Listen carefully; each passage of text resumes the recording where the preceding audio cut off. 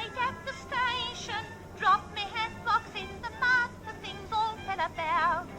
Got me ticket, said goodbye, right away the guard did cry, but I found the train was wrong and shouted out, "Oh, Mr. Porter, what shall I do? I want to go to Birmingham and they're taking me on to Crewe. Send me back to London as quickly as you can. Oh, Mr. Porter, what a silly girl I am."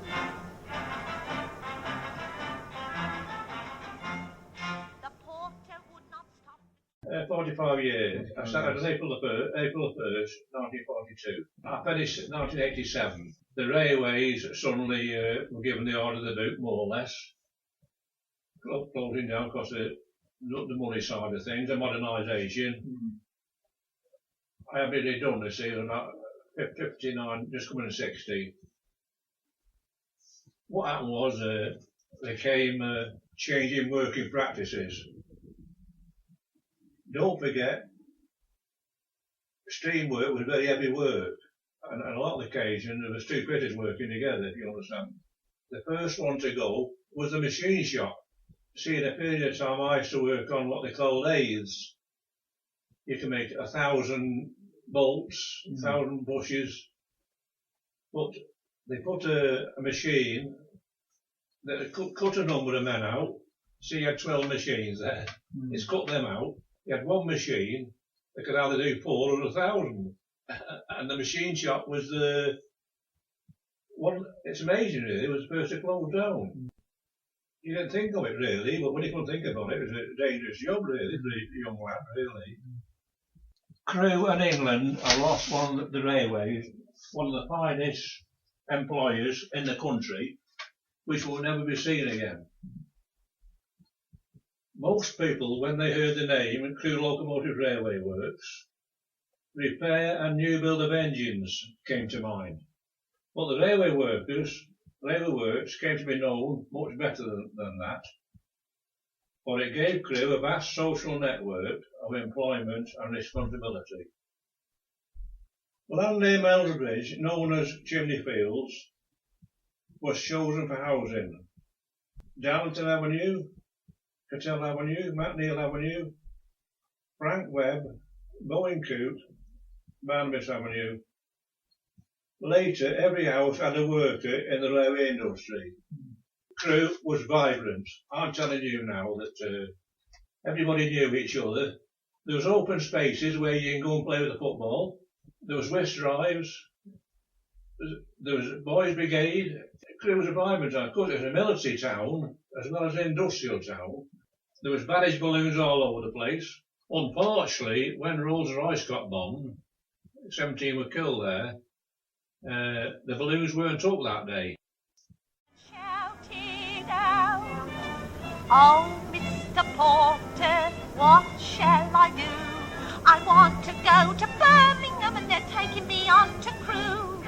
Send me back to London as quickly as you can. Oh, Mr. Porter, what a silly girl I am."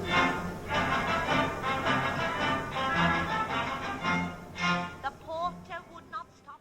When I was 15 and left school, I applied to go on the railway, and I was accepted as a girl messenger, and I started in the works, in Crewe Works, in 1953. Working in the boiler shop steel works was the most awful thing that I have ever had to do. I was 15, pretty naive, very naive I think by today's standards, and to walk into a dirty, noisy shop where they were platers, riveters, it was absolutely horrendous because of the dust, because they didn't have sort of nice floors then, it was just horrible dust. And for the first week I cried every day when I went home and said I wasn't going back.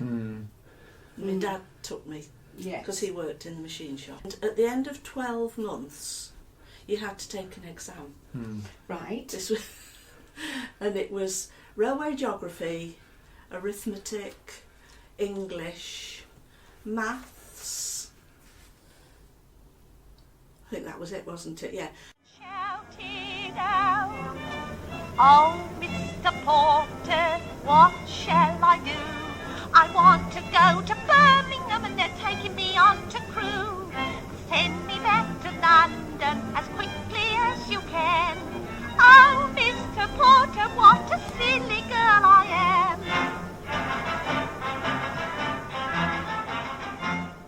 The porter would not stop. I come from 5 generations of railway workers. My great-grandfather was an engine driver in Crewe in the 1840s, and there's been railway people since then, loco drivers, foremen and everything else. So I was brought up with railways, and my father was in charge of the testing, research and development and testing department based at Crewe, and then they moved to Derby. So all my youth was brought up on steam engines during the war and everything else, and I was focused on becoming a railwayman.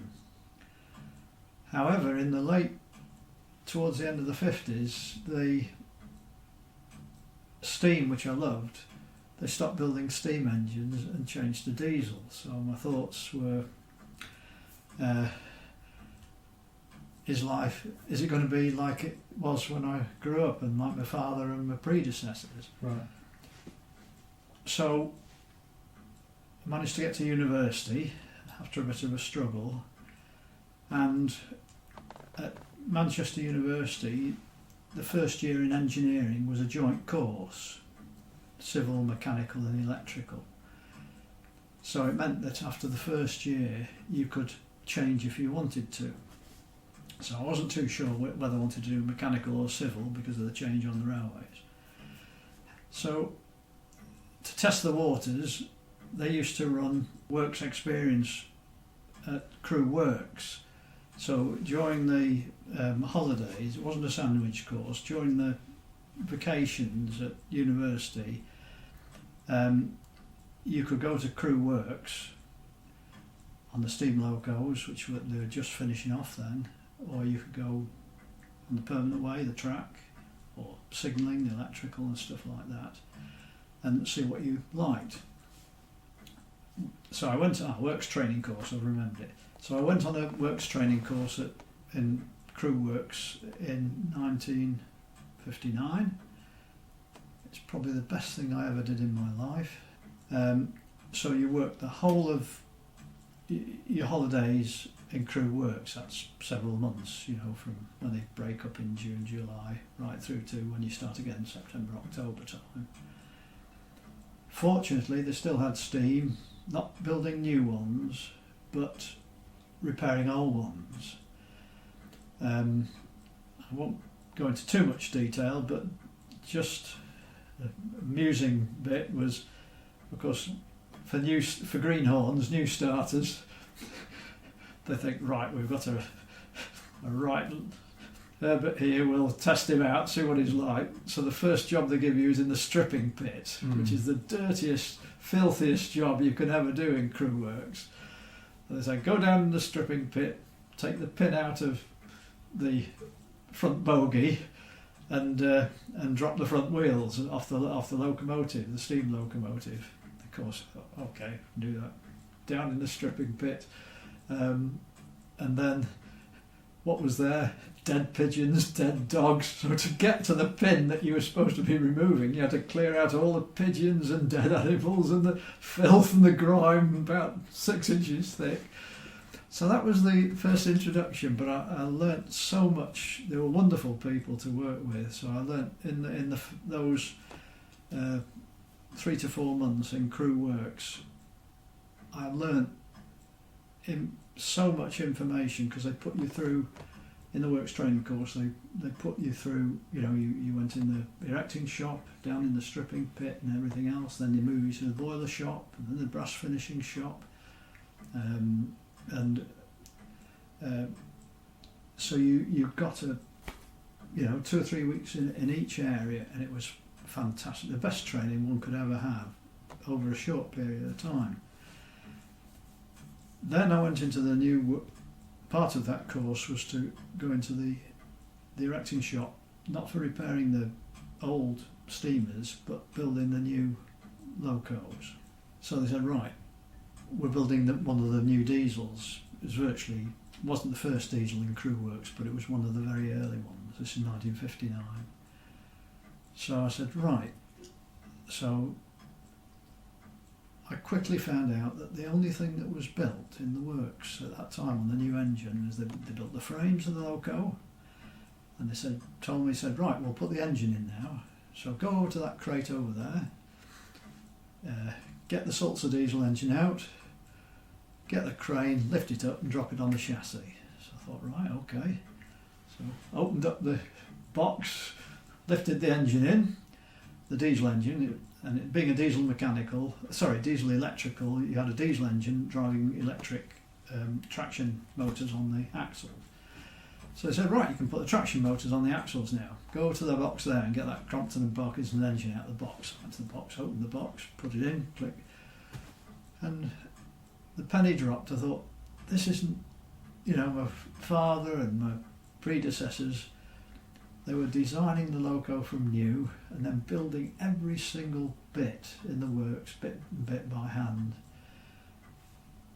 And I could see that the life that I was dreaming of was gradually disappearing, that it was becoming just assembling, taking A, putting it there, B there, and the only thing that were actually manufactured in the works were the frames that carried the locomotive and the plating that went over the top, that the platers did. I worked in the plating shop for a while as well.